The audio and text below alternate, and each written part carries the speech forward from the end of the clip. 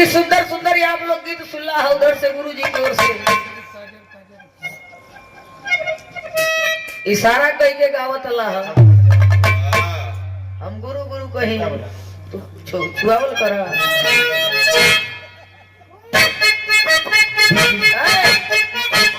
आजकल का गुरु ऐसा है तेल पेरो है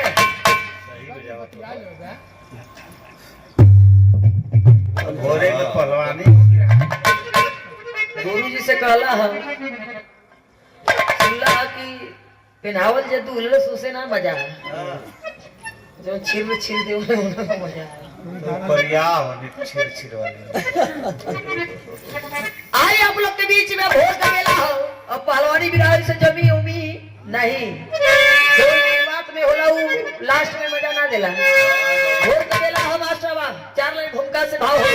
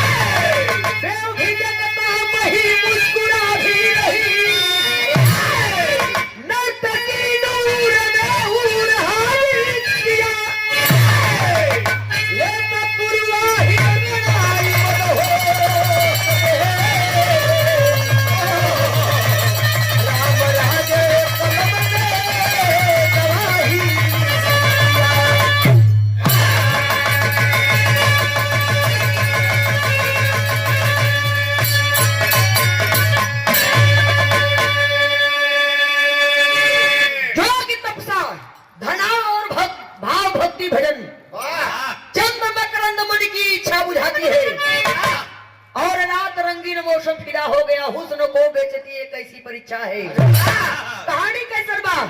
कहानी कहवा के लिए गई बा बिरहा में आप लोग का ध्यान कहानी करे ये बिरहा नहीं बिरहा हो राजा भरथरी अपने गुरु गोरखनाथ के मठ में 12 साल रहे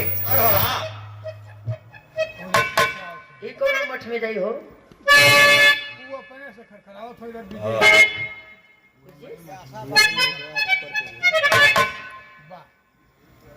जमुना समय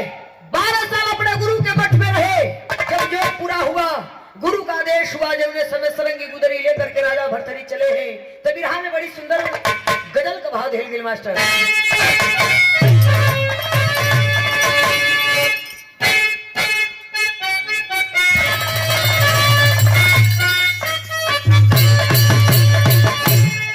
ये गजल यहाँ से 40-50 साल पहले गवात रहे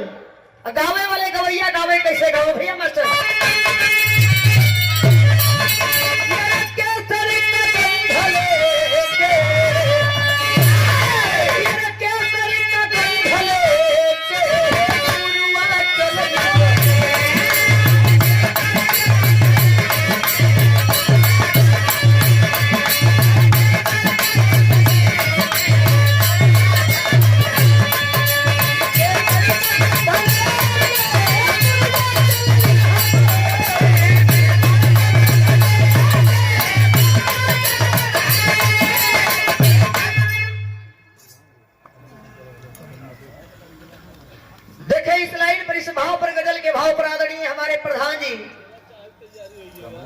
कमला शंकर यादव प्रधान बहुत प्यार बड़ा सम्मान हम दोनों कलाकारों के आपकी ओर से मिला है जितना भी काम से लेके धीरे धीरे भोर की बेला हो गई तो आपके चरणों में कोटि कोटि प्रणाम हो कमला शंकर यादव हमारे प्रधान जी आपकी ओर से गंगापुर की पावन धरती से बड़ा प्यार मिला है बहुत बहुत प्रणाम आइए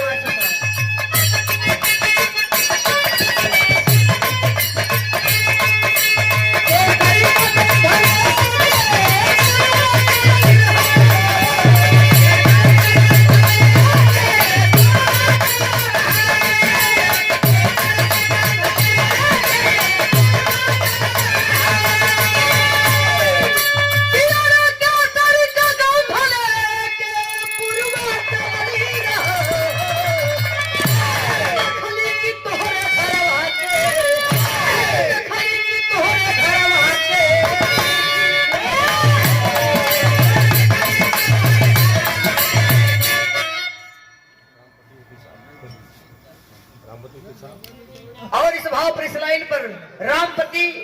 वकील साहब जी की ओर से बभनौटी के पावन धरती शीश भाव पर इस लाइन पर ये सादर 101 रुपए का प्यार है, बहुत बहुत लगी हो। केसर का गंध लेकर के पुरवा चलल रहल, गवैया गावलन की देखली कि तोरे घरवा में भैंसा कूदल रहल। का करतल भैया भैंसा कूद के? हमारे गवैया लोग का सोच गायकी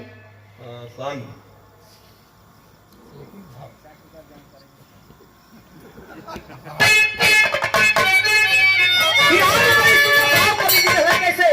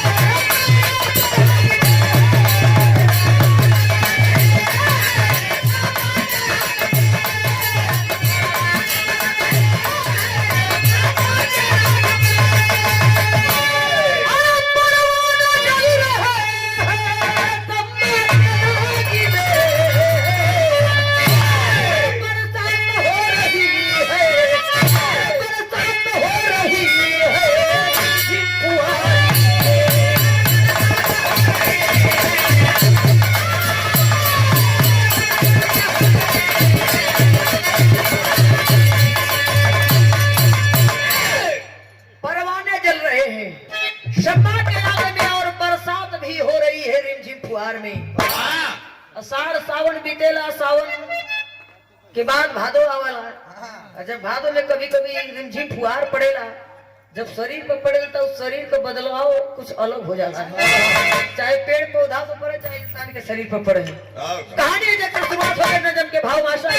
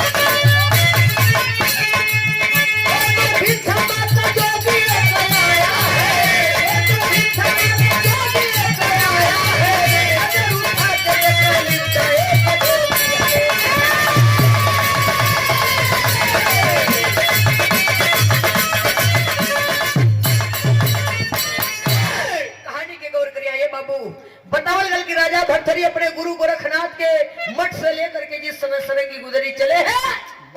जा करके एक द्वार पर अलख जगाए। अलख जगलन, जब अलख जगलन कई बार आवाज लगलन, वो द्वार से वो दरवाजे से कोनो आवाज ना आयल, केहू भिक्षा लेके आले भैया। जब केहू भिक्षा लेके नहीं आयल बा, तब राजा भरथरी अपने मनवा में सोचे लगलन कि काहे ना हम एक नजर ताक दही। जब राजा भरथरी नजर पड़ल बा राजा भरथरी का, तो देखलन का बिरहा में गीत बदल गई।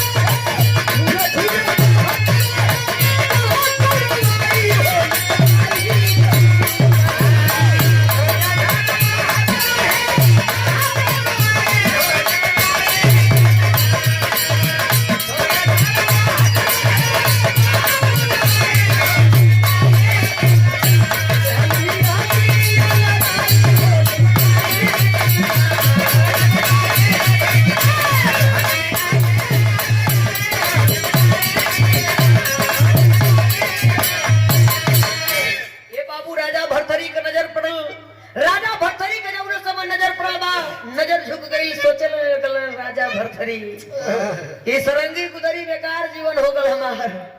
राजा भट्टरी अपने सोच में पड़ गए कि वो जीवन का हमार तारन तार कैसे हुई। जब राजा भट्टरी सोच में पड़लन और जब चलल हो तो नारी के कहलन का बिरहा में गीत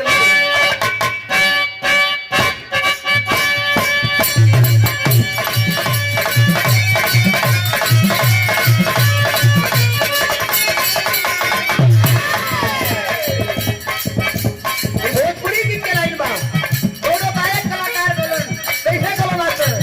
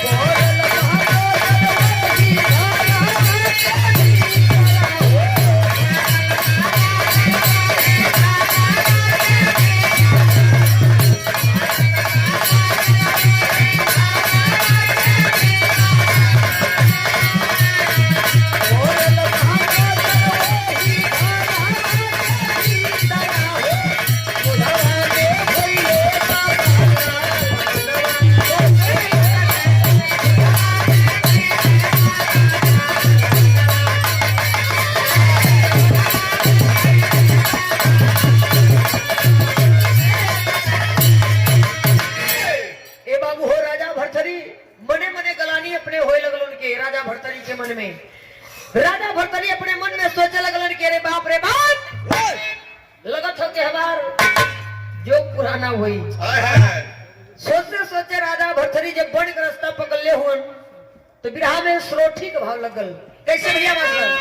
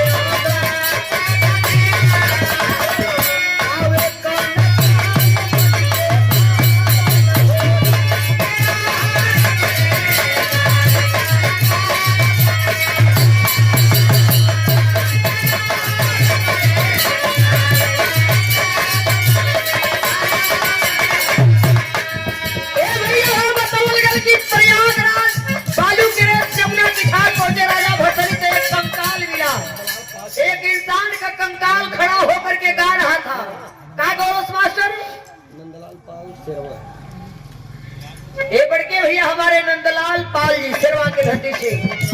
क्या मेरा प्यार भैया के मतलब की बात का बनता ना हो सा नीना माई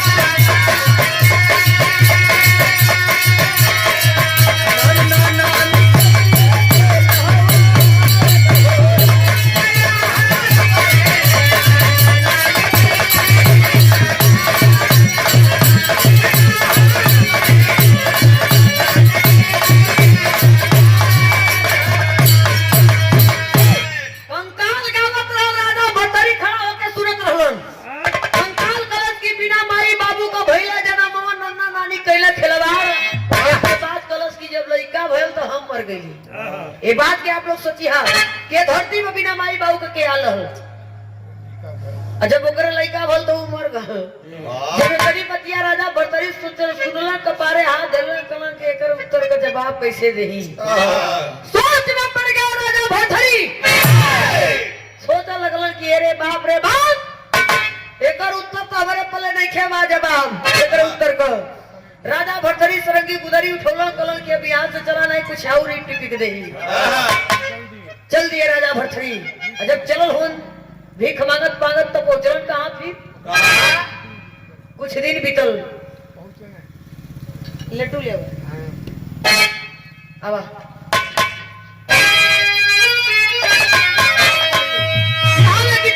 भैया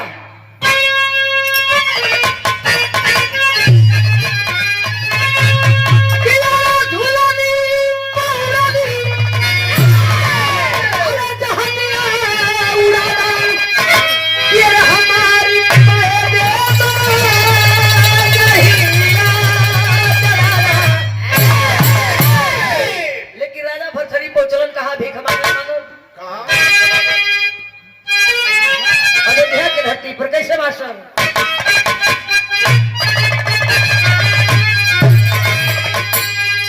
चलो ना कैसे अरे तो चलो जोकिया चलो जोकिया चाहिए कोने ये बना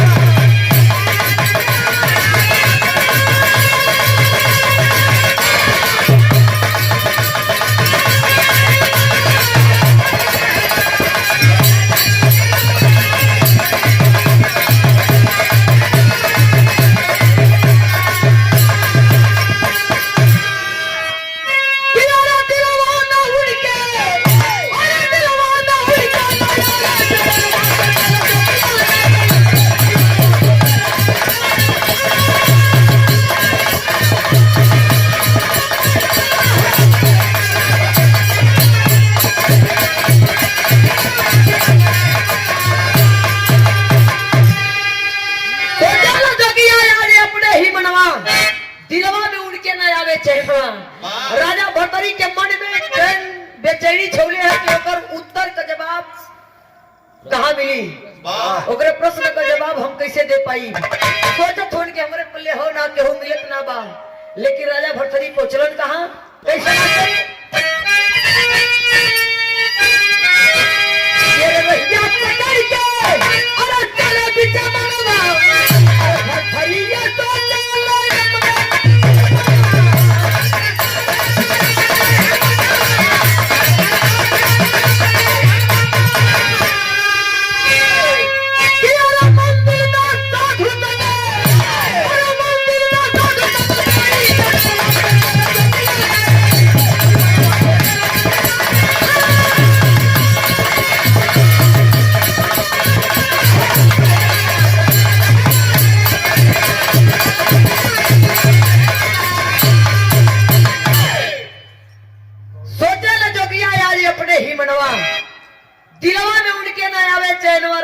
पकड़ के चले पीछे बनवा पहुंचे कहा एक मंदिर पर जब मंदिर पर पहुंचलन तो वहां के नजारा का रहल एक नग बदन में होकर के साधु के संग सदवाई सोई थी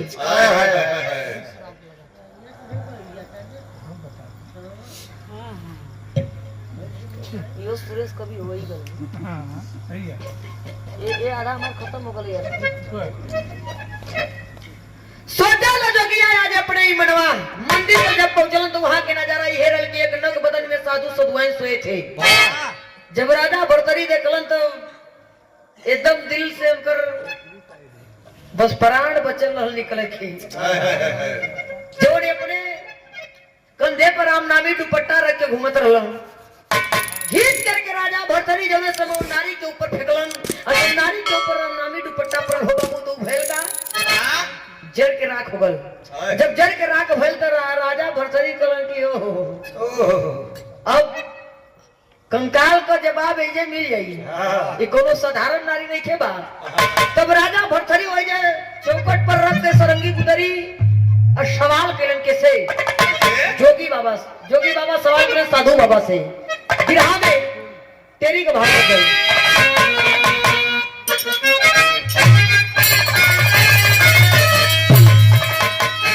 अरे जिकरिया अरे पूछे रही रही जोगिया तो कैसन माया हम कैसन ही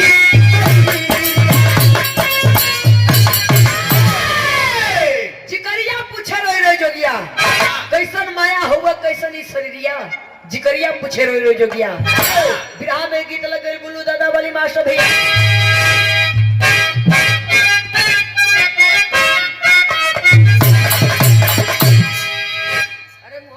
जनता देखी आग तो के बजावत हुआ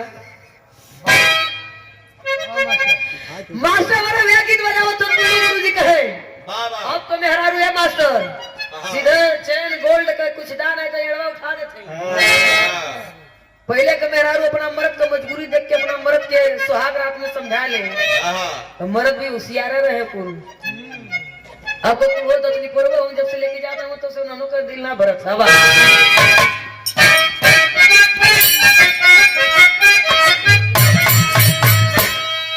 कि तो नीलेला हो कि तो नीलेला हो बलमुआ हमके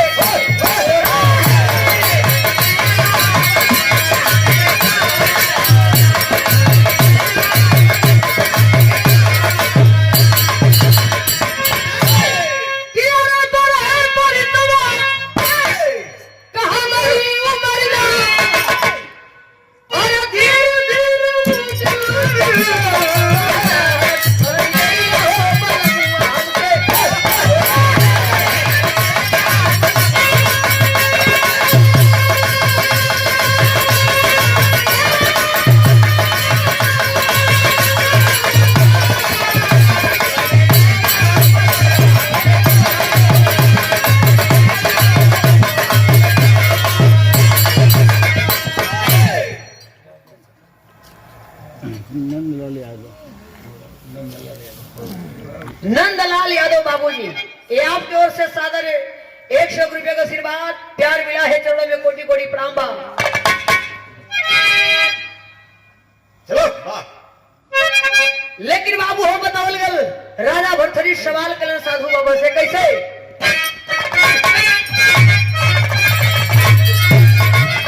ये नंगी साधु के दबावे ले चला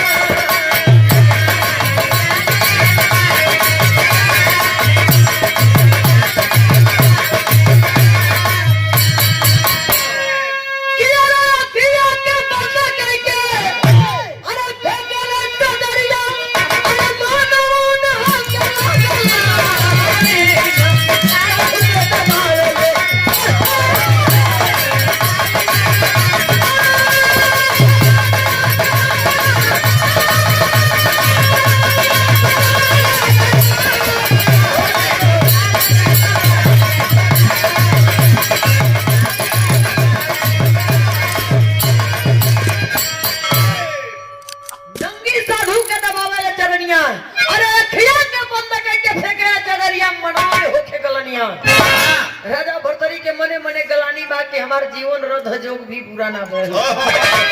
साधु बाबा से पूछलन का पूछलन बिरहा में पपड़ के लाइन लग गई।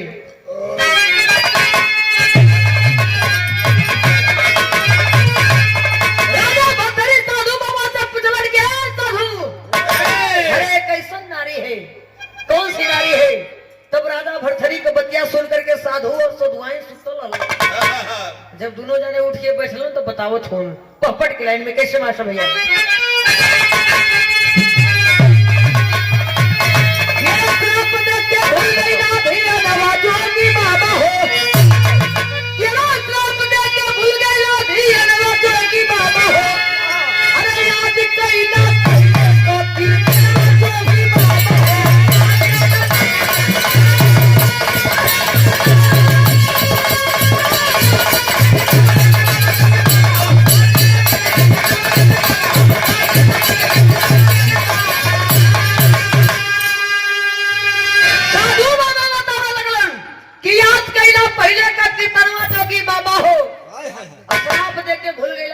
जोगी बाबा हो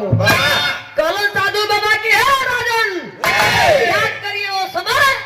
जब ये समय आप अपने गुरु गोरखनाथ के मठ से भिक्षा लेने के लिए निकले थे तो कोई अच्छी द्वार और कोई अच्छे द्वार दरवाजा पर नहीं गए थे तब राजा भरतरी कलन साहब कलन जी एक बेस्सा के द्वार पर गए थे आप एक बेस्सा के द्वार पर जाकर के अलख लगाए थे वो बेस्सा अपने जीवन में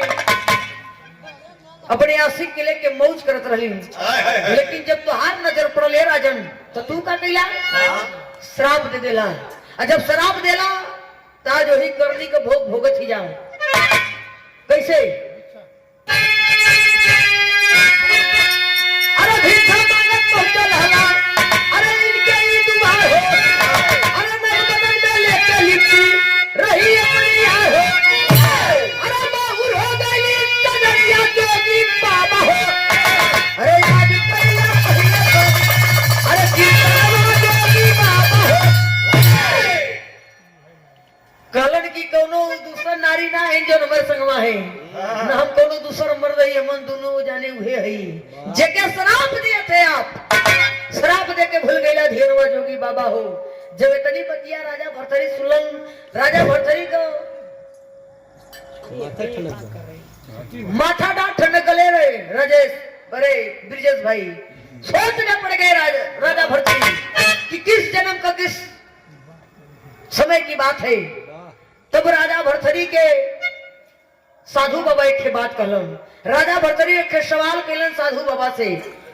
सारी सच्चाई बतावे लगलन कंकाल के बारे में जब कंकाल के बारे में बतावे लगलन तब भेल का मास्टर बिरहा में आल्हा के लाइन बाबा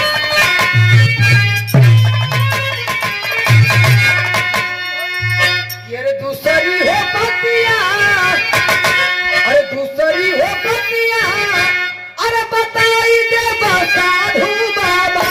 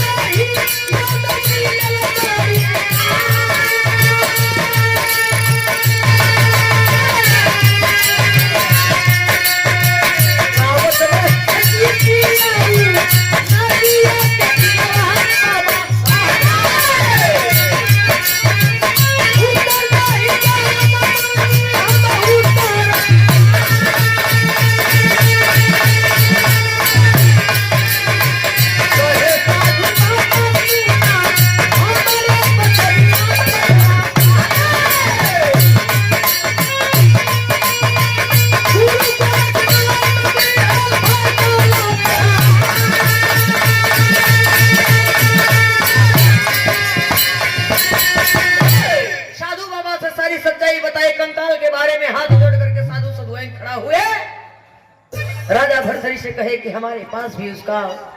जवाब उसके सवाल का उकरे बात का उकरे हर चीज का हमारे पल्ले भी जवाब ना हो जब इतनी बतिया राजा भरथरी सुलन साधु बाबा का कि गुरु गोरखनाथ दिया फैसला तो हा तब राजा भरथरी उठाए सरंगी गुदरी चलल हुन और चलल कहा हुआ ना आप लोग आखिरी लाइन में खड़ी के भाव में बताओ कि प्रल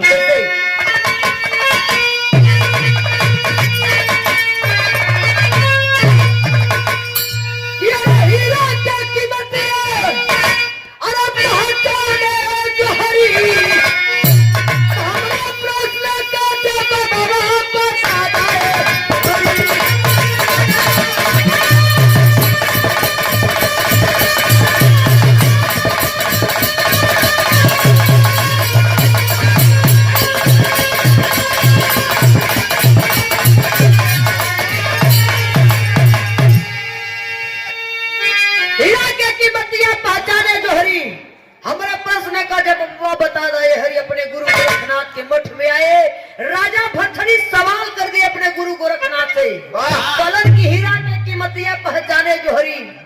हमारे प्रश्न का जब बबुआ बता दे हरि अपने गुरु सामने खड़ा होकर के हाथ जोड़ करके सवाल कर रहे थे राजा भरथरी गुरु गोरखनाथ से, कैसे बिना माई बाबू होकर अरे भाई लेके मना नन्ना नानी संगे होकर भाई ले चला।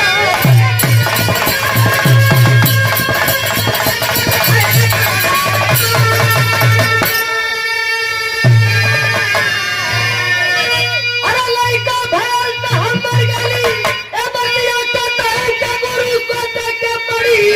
हमरा प्रश्न का जवाब बता दे।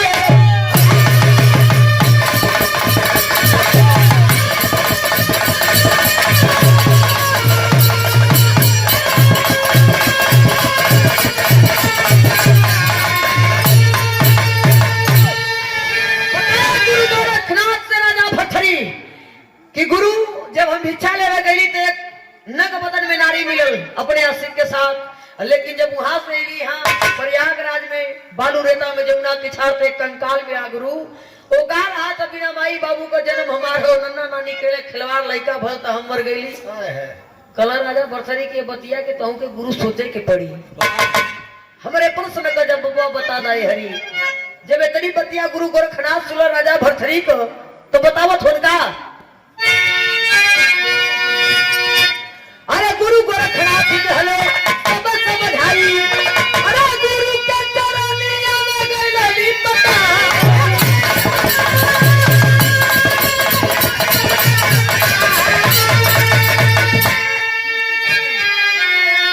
अरे कीर्ति का गाई तो हरि है जगवा गुरु, हमरा प्रश्न का जवाब बता दे।